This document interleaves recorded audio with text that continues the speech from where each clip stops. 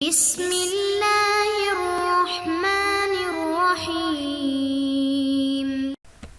بسم اللہ الرحمن الرحیم الحمد للہ رب العالمین والصلاة والسلام علی رسولہ محمد وآلہ واصحابہ اجمعین اما بعد۔ درس نمبر 60۔ آج کے سبق کا عنوان ہے مختلف الحدیث میں تطبیق کی مثال۔ اس سے پہلے سبق میں ہم نے مختلف الحدیث کی تعریف اور اس سے متعلق ضروری باتیں ذکر کی تھی۔ آج مختلف الحدیث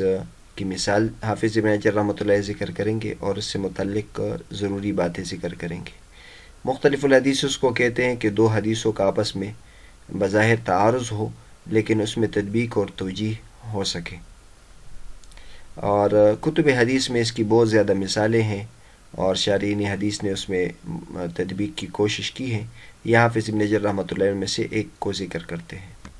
فرماتے ہیں وَمَثَلَ لَهُ ابن صلاح بحدیث لا عدوى ولا طيرة مع حديث فر من المجذوم فرارك من الأسد وكلاهما في الصحيح وظاهرهما التعارض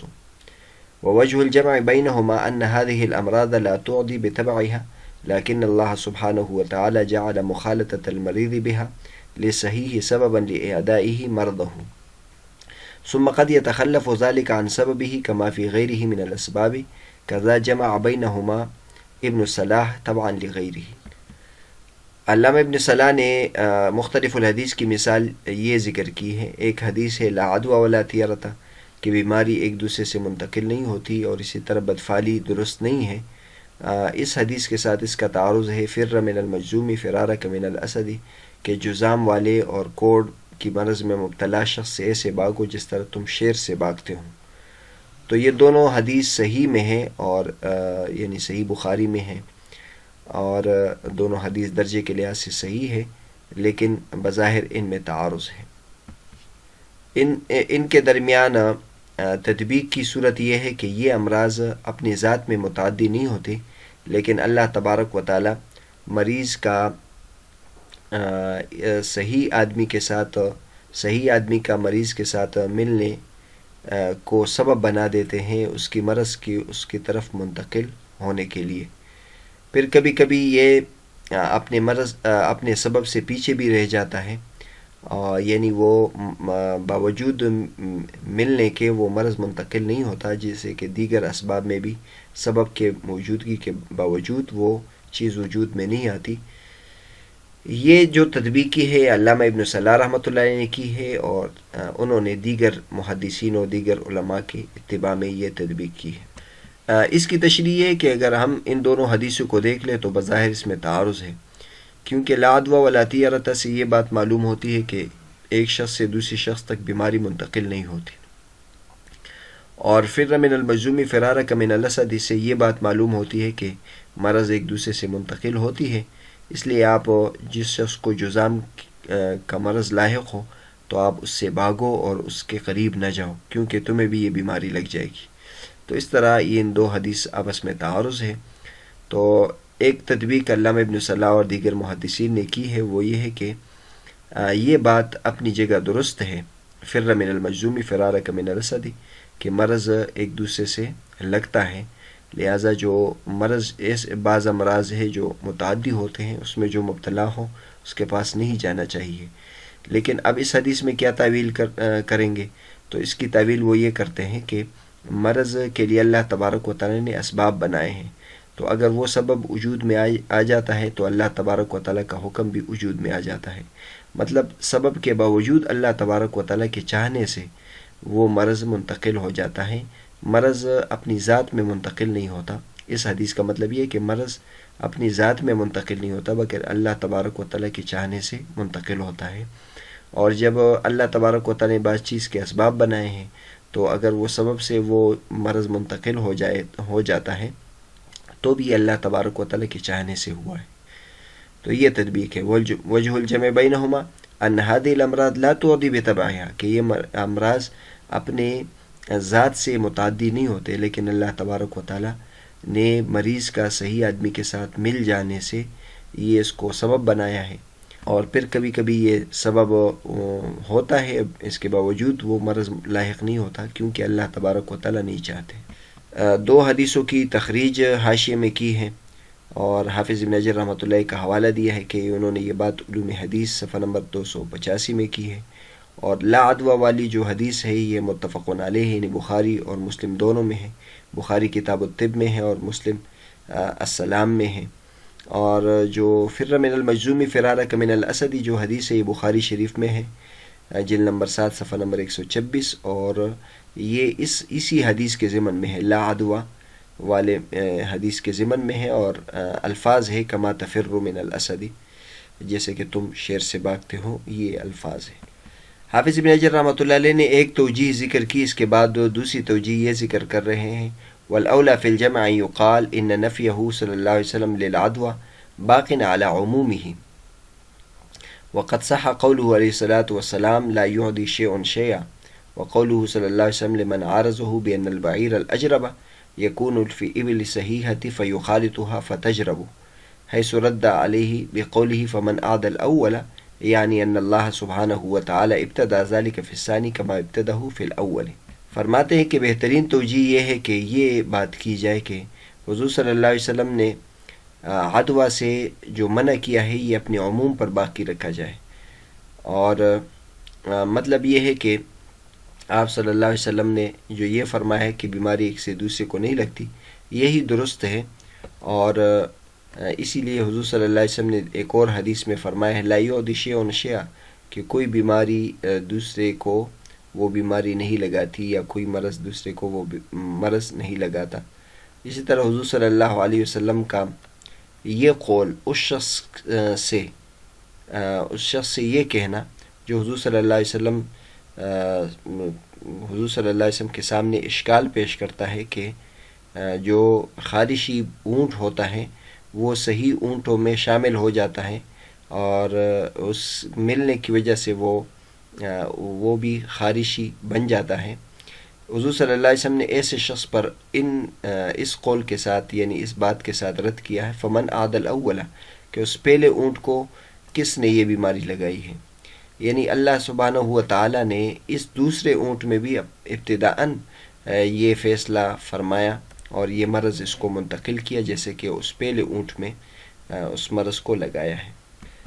جہاں تک پھر سوال پیدا ہوتا ہے کہ مجذوم شخص سے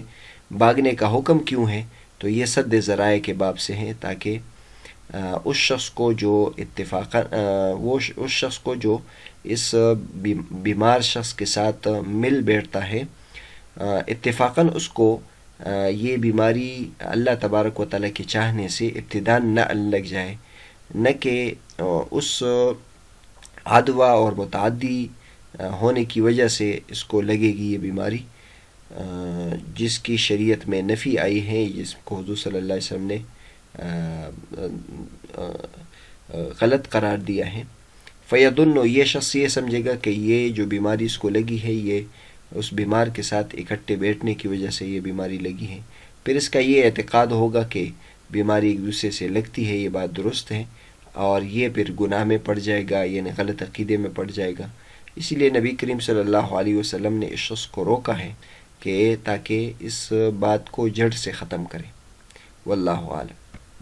ان دونوں توجیحات میں اگر ہم غور کریں تو دو حدیثیں ہمارے پاس، ایک ہے حدیث فر من المجذوم فرارک من الاسد، اور ایک ہے حدیث ہمارے پاس لا عدوى ولا طیرۃ۔ تو جو ابن صلاح رحمۃ اللہ علیہ ہیں وہ فر من المجذوم فرارک من الاسد حدیث کو لے لیتے ہیں کہ واقعی بعض بیماریاں ایک دوسرے سے لگتی ہیں، اور جو پہلی حدیث ہے لا عدوى ولا طیرۃ اس میں تعویل کرتے ہیں کہ اس میں مراد یہ ہے کہ بیماری بذات خود نہیں لگتی، باقی اسباب کے تحت جو لگے تو وہ بھی اللہ تبارک و تعالیٰ کی چاہنے سے لگتی ہے، لہذا دونوں حدیثوں میں تطبیق ہو گئی، اور یہ تطبیق آسان ہے۔ جہاں تک دوسری توجیہ کی بات ہے تو اس توجیہ کے پیش نظر انہوں نے اس حدیث کو اپنی جگہ پر برقرار رکھا، لا عدوى ولا طیرۃ، کہ بیماری ایک دوسرے سے سرے سے لگتی نہیں ہے۔ انہوں نے تعویل کی ہے فر من المجذوم فرارک من الاسد، کہ جب بیماری نہیں لگتی تو اس کو کیوں حکم کیا کہ وہ دور رہے بیمار سے، تو اس کا جواب یہ دیتے ہیں کہ چونکہ بیماری تو بذات خود اللہ تبارک و تعالیٰ کی طرف سے لگتی ہے، لیکن یہ شخص اگر بیمار شخص کے پاس بیٹھے گا اور اس کو یہ بیماری اللہ کے چاہنے کی وجہ سے لگے گی. اس بیمار کے ساتھ مل بیٹھنے کی وجہ سے تو بیماری نہیں لگے گی، اللہ کے چاہنے کی وجہ سے لگے گی. لیکن یہ سمجھے گا کہ مجھے یہ بیماری دوسرے شخص کے ساتھ ملنے کی وجہ سے لگی ہے، جس کی وجہ سے اس کا یہ عقیدہ خراب ہو جائے گا. اس لیے نبی کریم صلی اللہ علیہ وسلم نے اس شخص کو منع کیا ہے کہ یہ اس شخص کے ساتھ نہ بیٹھے. تو یہ دونوں توجیہات میں بہت فرق ہے. پہلے توجیہ میں اس کو تسلیم کیا گیا ہے کہ بیماری ایک دوسرے سے لگتی ہے اور اللہ تبارک و تعالی نے اس کو سبب بنایا ہے، اور دوسری توجیہ میں اس کو تسلیم کیا گیا ہے کہ بیماری سرے سے لگتی نہیں ہے، اور جو دوسرے کے ساتھ بیٹھنے سے منع کیا یہ سد ذرائع کے باب سے ہے. سد ذرائع اس کو کہتے ہیں کہ بعض مرتبہ ایک چیز گناہ کا کام نہیں ہوتا ہے، لیکن اگر آدمی اس میں پڑ جائے جس کی وجہ سے وہ گناہ میں مبتلا ہوتا ہے تو سد للذریعہ اس کو منع کیا گیا ہے. یہاں حافظ ابن حجر رحمۃ اللہ علیہ نے ایک حدیث ذکر کی ہے لا یعدی شیء شیئا، تو اس کی تخریج کی ہے حدیث لا یعدی شیء شیئا، یہ ترمذی شریف جلد نمبر 4 صفحہ نمبر 450 میں ہے. اور امام ترمذی رحمۃ اللہ اس پر حکم نہیں لگائے، خاموش ہوئے ہیں، جبکہ اس میں ایک راوی ہے جو مبہم ہے، لہٰذا ایسا معلوم ہوتا ہے کہ یہ حدیث سند کے لحاظ سے ضعیف ہے. یہاں شیخ نور الدین عطر صاحب نے ابن صلاح کے جواب کو قوی قرار دیا ہے، اور واقعی وہ آسان بھی ہے سمجھنے کے لحاظ سے. تو فرماتے جواب ابن صلاح اقوی، ابن صلاح کا جواب زیادہ قوی ہے اور وہ زیادہ مناسب ہے. مریض اور صحیح آدمی کا آپس میں جو بیٹھنے کی ممانعات ہیں اس کی جو تفسیر ہے وہ زیادہ مناسب ہے. مطلب یہ ہے کہ جو بیماری ہیں اس کا بھی اللہ تبارک و تعالی نے بعض بیماریوں کے اسباب بنائے ہیں، تو وہ جو سبب وجود میں آ جاتا ہے تو اس کی وجہ سے اللہ تبارک و تعالی کے چاہنے سے پھر بھی لگتی ہے، لیکن وہ اس کے لیے سبب یہ چیز بن جاتا ہے. اور یہ جو اسباب ہیں یہ صرف اس چیز میں نہیں، اللہ تبارک و تعالی نے دنیا کے اور بہت سارے کام ہیں جس کو اسباب کے ساتھ جوڑا ہے، اس لیے کہا جاتا ہے دنیا دار الاسباب ہے. لہٰذا ہم بہت ساری چیزوں میں اسباب کی طرف نسبت کرتے ہیں. ہم کہتے ہیں کہ اس دوائی کی وجہ سے میں ٹھیک ہو گیا، اس ڈاکٹر کی وجہ سے میں ٹھیک ہو گیا، اور اسی طرح بارش کی وجہ سے وہ چیزیں اگ گئی اور فصلیں اگ گئی. تو اس قسم کے الفاظ ہم استعمال کرتے ہیں، یہ اسباب کی طرف ہم نسبت کرتے ہیں. تو اسی طرح یہ جو مریض ہے ہم کہتے ہیں کہ بیماری ایک دوسرے سے لگتی ہے، تو یہ بھی اسباب کے حد تک ہم کہتے ہیں. شیخ نور الدین عطر صاحب نے اپنی طرف سے ایک اور توجیہ بھی ذکر کی ہے کہ بعض حضرات نے یہ توجیہ کی کہ لا عدوہ جو ہے یہ خبر کے طور پر ہے، لیکن اصل میں یہ نہیں ہے. یعنی بیماری ایک دوسرے سے منتقل نہیں ہوتی، یہ مطلب نہیں ہے، بلکہ کوئی دوسرے کو بیماری منتقل نہ کرے. مطلب اگر کوئی بیمار ہے تو وہ اپنے محدود جگہ میں رہے اور دوسروں کے پاس نہ جائے تاکہ اس کی یہ بیماری دوسرے کو منتقل نہ ہو. تو اس طور پر فرّ من المجذوم فرارک من الاسد اور لا عدوى ولا طیرۃ کا جو مفہوم ہے وہ بالکل ایک ہو جاتا ہے، جو اس کی وجہ سے بھی تطبیق ہو جاتی ہے. مختلف الحدیث کی مثال دینے کے بعد حافظ ابن حجر رحمۃ اللہ فرماتے ہیں کہ اس نوع میں امام شافعی رحمۃ اللہ علیہ نے ایک کتاب لکھی ہے اختلاف الحدیث، لکنہ لم یقصد استیعابہ، لیکن انہوں نے استیعاب کا ارادہ نہیں کیا تھا، یعنی تمام احادیث جو مختلف الحدیث ہے ان سب کو جمع کرنے کا ارادہ نہیں کیا تھا. اور امام شافعی رحمۃ اللہ علیہ کے بعد اس موضوع پر ابن قتیبہ نے کتاب لکھی ہے، اور اسی طرح امام طحاوی رحمۃ اللہ علیہ نے کتاب لکھی، اور ان کے علاوہ حضرات نے بھی کتاب لکھی. تو ہم ذرا ان تینوں حضرات اور ان کی کتابوں کا یہاں ذکر کرتے ہیں. مختلف الحدیث پر لکھی جانے والی کتابوں میں ایک امام شافعی رحمۃ اللہ کی کتاب اختلاف الحدیث، ان کے بعد امام ابن قتیبہ اور امام طحاوی رحمۃ اللہ اور دیگر علماء نے کتابیں لکھی ہیں. امام شافعی رحمۃ اللہ علیہ کی 3 کتابیں چھپی ہیں، الام، الرسالہ اور اختلاف الحدیث. یہ جو اختلاف الحدیث ہے یہ شروع میں الام کے آخر میں جلد نمبر 8 صفحہ نمبر 475 سے لے کر 568 تک یہ ساتھ چھپی تھی، لیکن بعد میں یہ علیحدہ بھی مؤسسۃ الکتب الثقافیہ سے 1405 ہجری میں چھپی ہے. اس کے بعد دوبارہ کتاب الام کے ساتھ ڈاکٹر رفعت فوزی عبد المطلب نے ساتھ چھاپی ہے. یہ بات شیخ محمد عوامہ نے تدریب الراوی کی تعلیق میں کی ہے، جلد 5 صفحہ نمبر 115. اس کے بعد شیخ عوامہ فرماتے ہیں کہ بعض کتابوں میں لکھا ہے کہ مختلف الحدیث کے فن کے موجد امام شافعی رحمۃ اللہ علیہ ہیں، لیکن یہ بات درست نہیں ہے، کیونکہ مختلف الحدیث کے کئی مباحث صحابہ کرام سے بھی منقول ہیں۔ تو خوبصورت تعبیر یہ ہے کہ ہم یوں کہیں کہ سب سے پہلے اس فن میں امام شافعی رحمۃ اللہ نے کتاب لکھی ہے، یعنی اس فن کے موجد تو نہیں ہیں لیکن سب سے پہلے کتاب انہوں نے لکھی ہے۔ اور اس سے بھی اچھی تعبیر یہ ہے کہ ہم یہ کہیں کہ ہمیں جو پہلی کتاب پہنچی ہے اس باب میں وہ امام شافعی رحمۃ اللہ کی کتاب ہے۔ ہو سکتا ہے ان کے علاوہ حضرات نے بھی اس موضوع پر بھی لکھا ہو، لیکن ہم تک ابھی تک جو سب سے پہلی کتاب پہنچی ہے وہ امام شافعی رحمۃ اللہ علیہ کی۔ جہاں تک حافظ ابن حجر رحمۃ اللہ نے یہ فرمایا لکنہ لم یقصد استیعابہ، کہ امام شافعی رحمۃ اللہ علیہ نے استیعاب کا ارادہ نہیں کیا تھا، تو شیخ محمد عوام فرماتے ہیں کہ یہ بات بالکل ٹھیک ہے۔ ھذا صحیح تکلم فی نحو 80 بابا، امام شافعی رحمۃ اللہ علیہ نے صرف 80 ابواب میں جو مختلف الحدیث ہے وہ ذکر کی ہیں، باقی ابواب میں ذکر نہیں کی۔ وفی بعض ابوابہ تحصیل لمذہبہ فی الجمع بین الحدیث المختلفہ، البتہ یہ ایک فائدے کی بات ذکر کی ہے کہ بعض ابواب میں انہوں نے اپنے اصول ذکر کیے کہ وہ مختلف احادیث میں جو حدیث آپس میں مختلف ہوتے اس میں ان کا کیا جو اصول پیش نظر ہے، تو ان اصول کا ذکر انہوں نے کیا ہے، جس اصول کی وجہ سے دیگر حدیث میں بھی تطبیق کی صورت نکالی جا سکتی ہے۔ دوسری کتاب اس موضوع پر ابن قتیبہ نے ذکر کی ہے، تو ابن قتیبہ کے حالات ذکر کیے ہیں۔ عبداللہ بن مسلم ابن قتیبہ ابو محمد، یہ ائمہ لغت اور ائمہ ادب میں سے ہیں اور اہل سنت والجماعت میں سے ہیں۔ 213 ان کی پیدائش ہے اور 276 ان کی وفات ہے۔ ان کے بارے میں لکھا ہے کان لسان اہل سنت و خطیبہم فی الرد علی اہل البدع، مختلف فرقوں پر رد کے بارے میں یہ اہل سنت والجماعت کے زبان سمجھے جاتے اور ان کے خطیب سمجھے جاتے تھے۔ کثیر التصانیف ہیں، بہت زیادہ کتابیں لکھی، متقدم ہیں لیکن بہت کتابیں لکھی ہیں۔ ان میں سے ایک کتاب ہے الشعر والشعراء، ایک کتاب مشکل القرآن، ایک کتاب غریب القرآن، ایک کتاب تعویل مختلف الحدیث، یہاں یہی کتاب مقصود ہے اور یہ تمام کتابیں چھپی ہیں۔ لیکن ان کی جو کتاب تعویل مختلف الحدیث، اس کے بارے میں نور الدین ترسا فرماتے وَلَهُ فِيهِ رُدُودٌ غَيْرُ مَقْبُولَةٍ أَحْيَانًا، جو انہوں نے جوابات دیے ہیں مختلف الحدیث اور تعویلات بیان کیے ہیں، وہ کبھی غیر مقبول ہوتے ہیں، یعنی ان کی جو توجیحات انہوں نے بیان کی وہ درست نہیں ہوتی۔ اور شیخ محمد عوامہ نے اس کی وجہ یہ بیان کی ہے کہ چونکہ فقیہ نہیں تھے، ائمہ لغت اور ادب میں سے تھے، اس لیے ان کی توجیحات مقبول نہیں ہوتی۔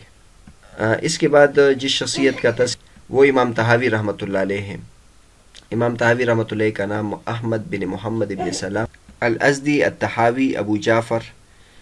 239 ان کی ولادت ہے اور 321 ان کی وفات ہے، اور بعض کہتے ہیں ان کی ولادت 229۔ یہ فقہ حنفی کے امام تھے اور محدثین، حفاظ، جہابذہ، علماء کرام اور سبت حفاظ میں سے تھے۔ برع وفاق اہل زمانہ ہی، علم میں بلند مقام تک پہنچے تھے اور اپنے زمانے سے کے علماء میں فائق تھے۔ ان کی کئی قیمتی کتابیں ہیں جس میں احکام القرآن ہے اور شرح معانی الاثار ہے، یہ چھپی ہے، اور مشکل الاثار بھی ہے۔ جو ان کی کتاب ہے شرح معانی الاثار، اس کا پورا نام یہ ہے شرح معانی الاثار المختلف المروی عن النبی فی الاحکام، نبی کریم صلی اللہ علیہ وسلم سے احکام سے متعلق جتنی بھی مختلف روایات منقول ہیں ان احادیث کی تطبیق اور اس میں اس کی شرح۔ 2 کتابیں یہ مختصر ہیں اور ایک ان کی کتاب مشکل الاثار، لیکن اس سے پہلے ہم نے ذکر کیا تھا ایک مختلف الحدیث ہے اور ایک مشکل الاثار ہے یا مشکل الحدیث ہے۔ تو مشکل الحدیث الگ نوع ہے اور مختلف الحدیث الگ نوع ہے۔ تو جو مختلف الحدیث ہے اس پر ان کی کتاب شرح معانی الاثار ہے اور مشکل الحدیث پر ان کی کتاب مشکل الاثار ہے۔ اور اس فن میں پھر امام طحاوی رحمۃ اللہ کو اللہ تبارک و تعالی نے بہت قبولیت دی ہے اور اللہ تبارک و تعالی نے حدیث میں تطبیق کے اس کو بہت بلند مقام دیا ہے۔ امام طحاوی رحمۃ اللہ کے حالات پر ایک علامہ زاہد الکوثری صاحب کی کتاب الحاوی